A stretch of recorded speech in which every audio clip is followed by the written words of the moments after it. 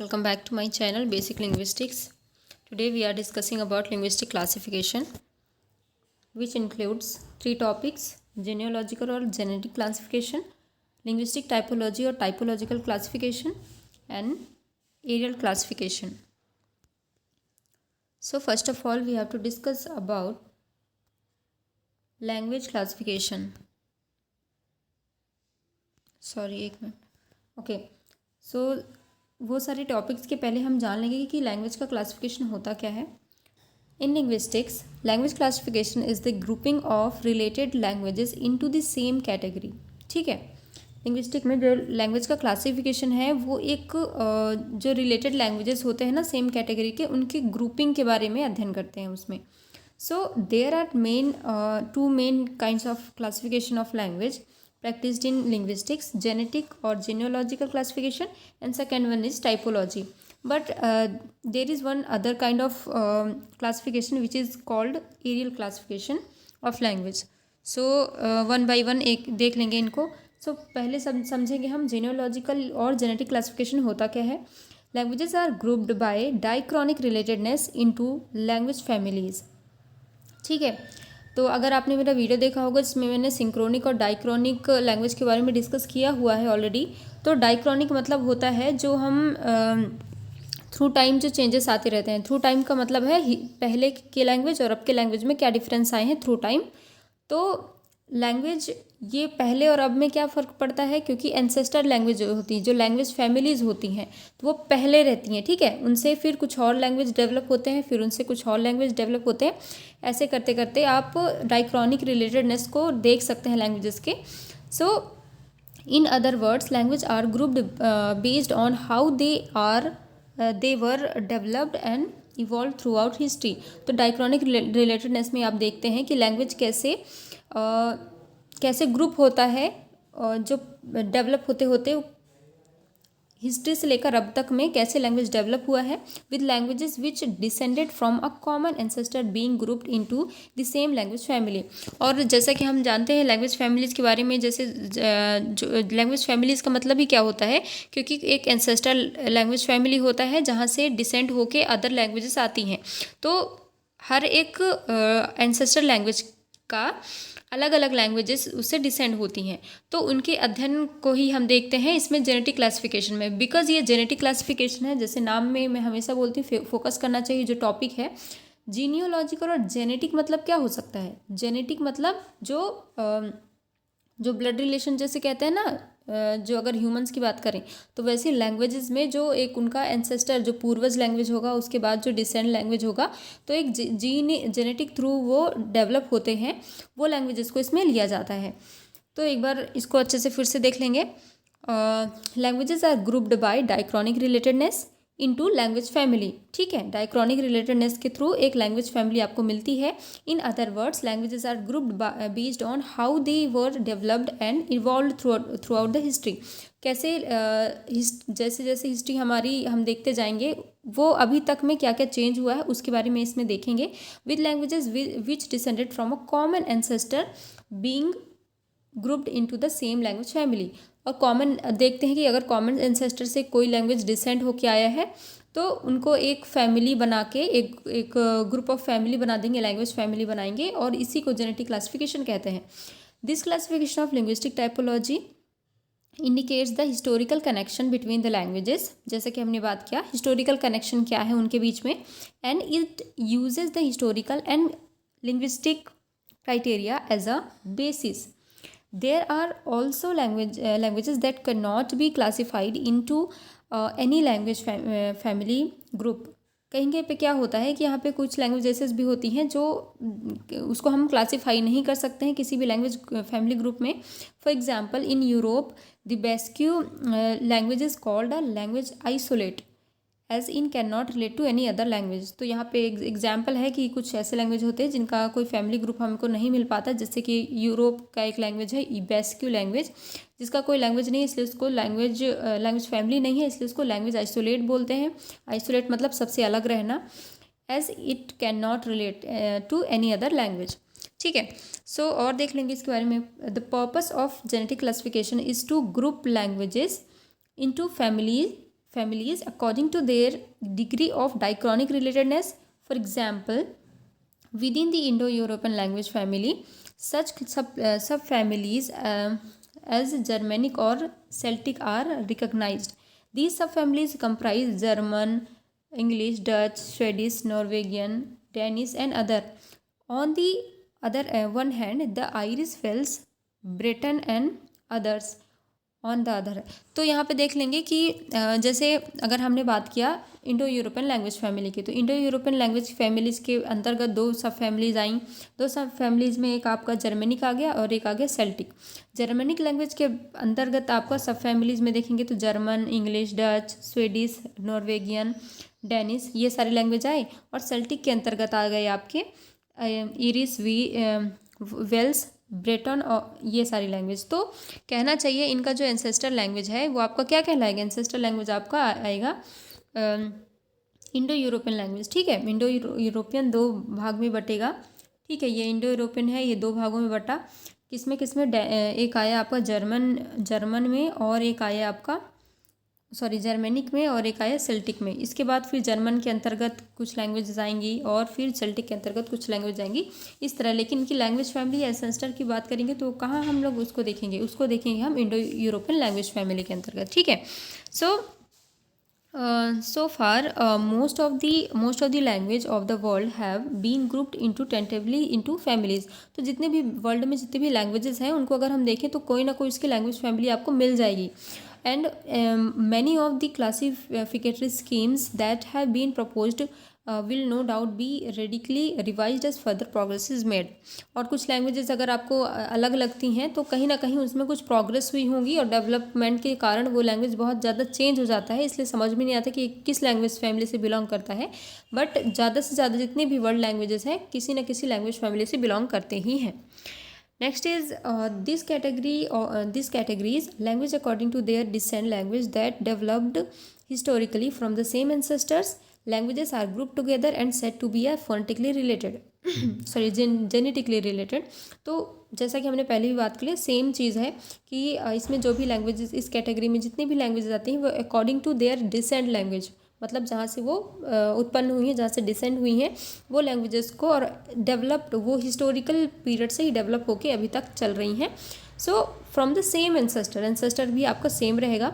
Language are group together and said to be genetically related. तो जब ऐसे languages को हम साथ में रख के ग्रुपिंग कर देते हैं तो उन्हीं को हम बोलते हैं कि ये जेनेटिकली रिलेटेड लैंग्वेजेस हैं।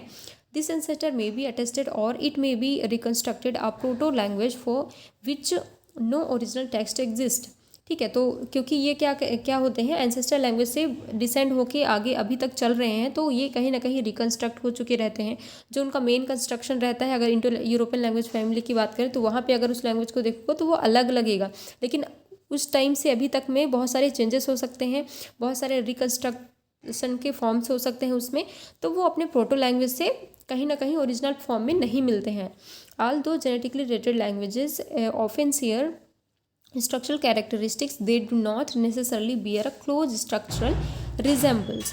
फॉर एग्जाम्पल अब देखो इसमें क्या होगा कि इसमें कुछ होते हैं all the genetically related language often share structural characteristics.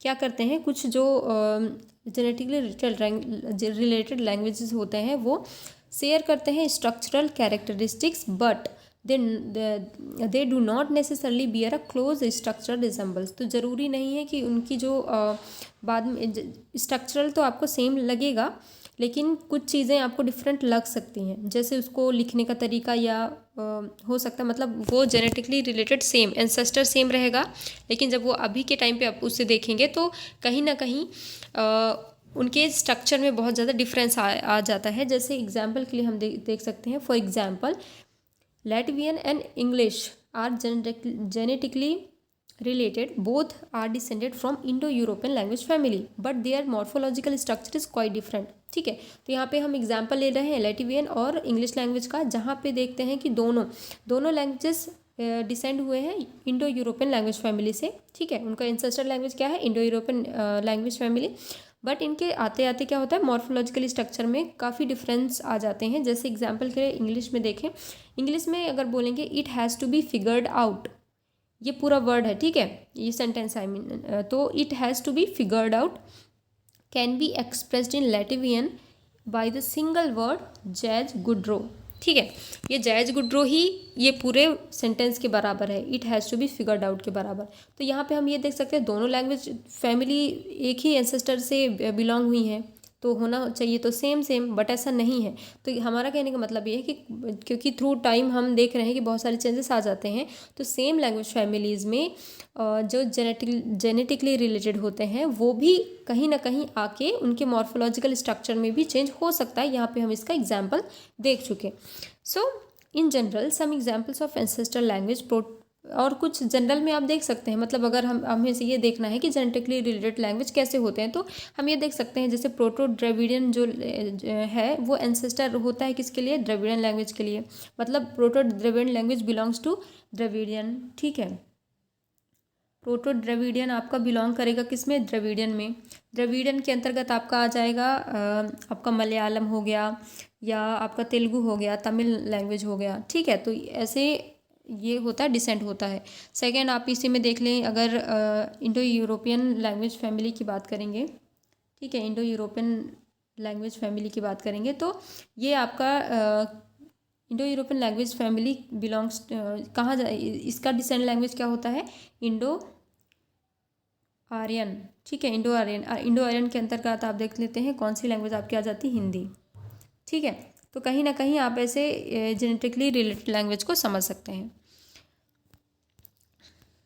Next देख लेंगे, languages are genetically related with each other but structurally vary और डिफर समटाइम्स सिमिलर ऑल्सो। तो कहीं कहीं क्या होता है, थोड़ा सा और एग्जाम्पल देख लेंगे कि लैंग्वेजेस कहीं जो जेनेटिकली रिलेटेड रहते हैं वो एक दूसरे से स्ट्रक्चरली वेरी करते हैं, डिफर रहते हैं, थोड़ा अलग भी लिख सकते हैं उसको और सिमिलर भी हो सकता है। जैसे अगर हम देखें वर्ड ऑर्डर के थ्रू, तो वर्ड ऑर्डर में जैसे हिंदी में हम ये भी बोलते हैं मैं उससे मिला, जैसे SOV वर्ड ऑर्डर हो गया, या उससे मैं मिला, ये भी करेक्ट हो जाता है OSV वर्ड ऑर्डर। तो कहीं ना कहीं स्ट्रक्चर को हम वेरी कर सकते हैं, डिफर लिख सकते हैं, पढ़ सकते हैं। वर्ड ऑर्डर पे डिपेंड करता है कि हम उसको कैसे फिक्स रख रहे हैं, और ये हिंदी में ये पॉसिबल अगर है तो हम इसको इस तरह यूज़ कर सकते हैं। Genetically classification of language when languages are known to have developed out of a common ancestral language, they are said to be genetically related. कभी भी कोई लैंग्वेज अगर उसका जिसका कॉमन एंसेस्ट्रल लैंग्वेज है तो उनको हम जेनेटिकली रिलेटेड लैंग्वेज बोलते हैं। Genetic relationship therefore have to do with linguistic characteristics that are inherited to one generation to speakers from another. ठीक है, तो ये जो जेनेटिकली रिलेशनशिप होता है इसमें linguistic characteristics that are inherited to one generation to, इसमें क्या होता है कि क्योंकि जो हमारे ऊपर वाला जनरेशन होता है लैंग्वेज की, उसी से कुछ ना कुछ उसमें इनहेरिट करके उसके बाद वाले लैंग्वेजेस में आ जाता है, और ऐसे ही कुछ हम देख सकते हैं as oppose to those which are acquired from other sources. और ये चीज़ें इसमें नहीं होगी, जैसे जो लैंग्वेज फैमिली से बिलोंग करेगा ना, जैसे प्रोटो द्रविडियन से क्या बनता है, द्रविडियन लैंग्वेज, तो कहीं ना कहीं द्रविडियन लैंग्वेज में प्रोटो द्रविडियन के ही कुछ कैरेक्टरिस्टिक्स आएंगे, न कि इंडो यूरोपियन के। ठीक है, so that is all languages of the world are classified into families. तो ऐसे ही करके पूरे जो वर्ल्ड लैंग्वेज है सारे कहीं ना कहीं किसी न किसी लैंग्वेज फैमिली से बिलोंग करते हैं। All languages belonging to a particular family are believe to have the same origin, that is they originate from the same ancestral language. ये बात कही है डाकुबू ने 1988 में। ये तो उन्होंने ये कहा है कि कोई जितनी भी लैंग्वेज है वो किसी न किसी लैंग्वेज फैमिली से डिसेंड होते हैं, और सभी लैंग्वेजेस एक पर्टिकुलर लैंग्वेज फैमिली से होके, मतलब ओरिजिन से होके ही ओरिजिनेट होते हैं, और जिन्हें हम एंसेस्ट्रल लैंग्वेजेस बोल सकते हैं। ऐसा दागोबू ने 1988 में बोला। आई होप ये क्लियर होगा, बिकॉज बहुत ईजिली वे पे आप इसको जस्ट ध्यान दीजिए टॉपिक पे। जेनेटिक क्लासिफिकेशन है, इट मीन्स आप लैंग्वेज फैमिली के जेनेटिक में जाएंगे, मीन्स एंसेस्ट्रल लैंग्वेज पे, और कहाँ से वो ओरिजिन हो रही उस बात को लेके आप चलेंगे तो आपको ईजिली समझ में आ जाएगा। सेकेंड आपका आ जाता है टाइपोलॉजिकल क्लासिफिकेशन। देखो टाइपोलॉजी मीन्स होता है आपका स्ट्रक्चरल वेरिएशन, जहाँ पे स्ट्रक्चर में वेरिएशन होता है। It is also necessary to recognise that even languages that are totally unrelated may be similar in some aspects. इसमें कह रहा है ये कि इसमें आप कुछ लैंग्वेज ऐसे रिकोगनाइज कर सकते हैं जो टोटली अनरिलेटेड होते हैं। मतलब जब जैसे हमने अभी रिलेटेड लैंग्वेज की बात की ना, जो जेनेटिकली रिलेटेड रहते हैं, तो अगर रिलेटेड है तो कुछ ना कुछ उसमें सिमिलैरिटी पाई जाएगी। लेकिन ये कह रहा है कि अगर अनरिलेटेड लैंग्वेज है, मतलब कि उनके लैंग्वेज फैमिली सेम नहीं है या कॉमन एंसेस्टर लैंग्वेज सेम नहीं है, फिर भी कुछ ना कुछ सिमिलैरिटी उसमें होती है। For this reason another approach to language classification is useful known as linguistic typology. इसका ही अध्ययन करने के लिए हम देखेंगे कि नेक्स्ट जो हमारा टॉपिक होगा लिंग्विस्टिक टाइपोलॉजी। ठीक है। So it classifies language according to their structural characteristics without regard for genetic classification और रिलेशनशिप। इसमें किसी प्रकार का जेनेटिक रिलेशनशिप की बात ही नहीं करेंगे हम, इसमें हम स्ट्रक्चरल कैरेक्टरिस्टिक्स की बातें करेंगे। Thus typologist might group together languages with similar sound. इसमें जो टाइपोलॉजिस्ट होते हैं वो क्या करते हैं, जिन लैंग्वेजेस के सिमिलर साउंड्स को, पैटर्न को और अल्टरनेटिवली जो भी उसके अल्टरनेटिव रहता है, those with similar grammatical structure, जिनका ग्रामेटिकली आप सिमिलरिटी देख पा रहे हो, उनके साउंड को, उनके पैटर्न को एक साथ रखना या ग्रुप करना ही टाइपोलॉजिस्ट का काम होता है। Languages are group by their structural and functional feature. तो ध्यान रखना है, इसमें हम लैंग्वेजेस को एक साथ कब रखेंगे, जब उसमें स्ट्रक्चरल और फंक्शनल फीचर सेम रहेगा तब। ठीक है। So linguistic typology is the analysis, comparison and classification. ठीक है, ध्यान रखना, लिंग्विस्टिक टाइपोलॉजी क्या होता है, analysis, comparison and classification of languages according to their common structural feature is also known cross linguistic typology. तो इसमें कहीं ना कहीं हमको स्ट्रक्चरल फीचर पे ध्यान देना है, जो कि जेनेटिकली रिलेटेड लैंग्वेज से बिलोंग नहीं करते, फिर भी कुछ ना कुछ उनमें सिमिलैरिटी पाई जाती है। लिंग्विस्टिक टाइपोलॉजीज, सॉरी ये 2 बार हो गया। नेक्स्ट इज है the term typology generally means classification. ठीक है, टाइपोलॉजी का जनरली मीन्स है classification of the matter under study into different types. ठीक है, जिसमें हम डिफरेंट टाइप की चीज़ों का अध्ययन करते हैं। Typology refers to the classification of structural types across the languages. Typology classification is the classification of language according to their structural type. Same ही है, स्ट्रक्चरल टाइप्स के बारे में इसमें देखेंगे। Typological studies also endeavor to identify linguistics universals that is structured characteristics that occur in all और most languages. ठीक है, फॉर एग्जाम्पल, अभी हम एग्जाम्पल से समझ लेंगे, बहुत ईजिली समझ में आएगा। जैसे इंग्लिश है, थाई लैंग्वेज है और स्वाली लैंग्वेज है, ये तीनों लैंग्वेज जेनेटिकली रिलेटेड नहीं है बिल्कुल भी। मतलब इंग्लिश किसी और लैंग्वेज से डिसेंड होके आया है, थाई किसी और लैंग्वेज से डिसेंड होके आया है, स्वाली किसी और लैंग्वेज से डिसेंड होके आया है। इनके जेनेटिकली रिलेटेड या कॉमन एंसेस्टर सेम नहीं है। याद रखना, कॉमन एंसेस्टर, इनकी एंसेस्टर लैंग्वेज फैमिली जो होती है ना, प्रोटो लैंग्वेज फैमिली, वो सेम नहीं है। मतलब जेनेटिकली अनरिलेटेड है, लेकिन फिर भी इनमें कुछ ना कुछ सिमिलैरिटी है, स्ट्रक्चरल सिमिलैरिटी। कैसे? जैसे देख सकते हैं, इन तीनों में क्या है, SOV वर्ड ऑर्डर पाया जाता है।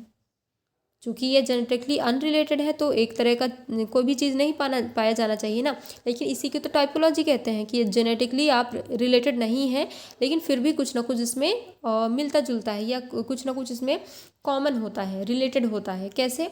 जैसे इन तीनों लैंग्वेज अदर कॉमन एंसेस्टर से आए हैं, लेकिन फिर भी इनमें सब्जेक्ट वर्ब और ऑब्जेक्ट ऑर्डर है, SOV वर्ड ऑर्डर। जैसे देख सकते हैं जोहाली लैंग्वेज में।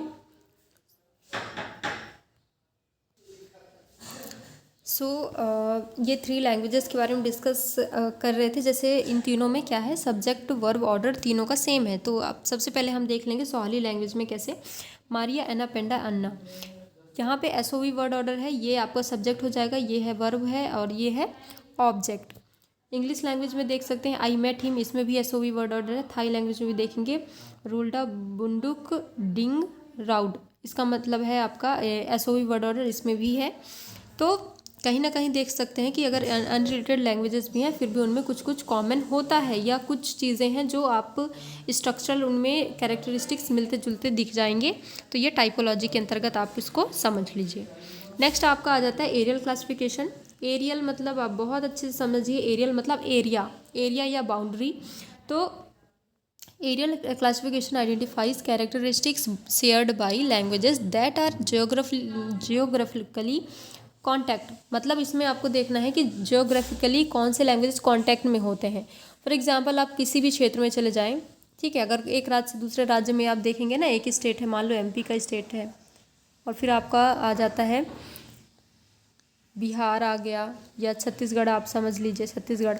तो जो भी बॉर्डर में रहता है, सॉरी छत्तीसगढ़ को समझ लीजिए, जो भी बॉर्डर में रहता है कुछ ना कुछ, वो जो एकदम बॉर्डर वाली लैंग्वेजेस होते हैं ना, कुछ ना कुछ मिक्स हो जाते हैं इन्फ्लुएंस में। एमपी की कुछ थोड़े बहुत एक्सेंट्स इसमें चले जाएंगे सीजी में, और सीजी के कुछ एक्सेंट क्या हो जाएंगे, एमपी में आ जाते हैं।